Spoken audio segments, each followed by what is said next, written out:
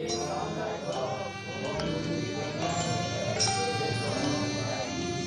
တ်စွာဘုရားမူဖာတဲ့နေ့မြတ်စွာဘုရားဖြစ်တဲ့နေ့မြတ်စွာဘုရားဓမ္မစကြာတရားဥဟောတဲ့နေ့ပြီးတော့မြတ်စွာဘုရားပြိဋိဘံပြုတဲ့နေ့အဲ့ဒီနေ့တို့ကအကြောင်းပြုပြီးတော့ဗုဒ္ဓဘာသာဝင်တွေကဗုဒ္ဓနေ့ကျင့်ပရခြင်းဖြစ်ပါတယ်သရဏကိသာမေဓမ္မသရဏကိသာမေသံဃံသရဏကိသာမေ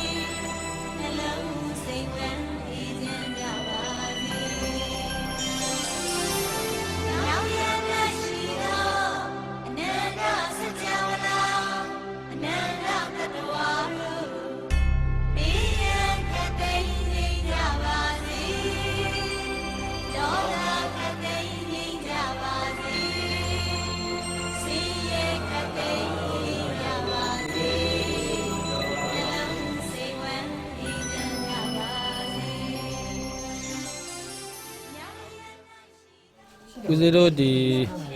မြန်မာဗုဒ္ဓဘာသာအသင်းက2006ကနေထပြီးတော့စဖွဲ့တာပေါ့ပထမဆုံးလူ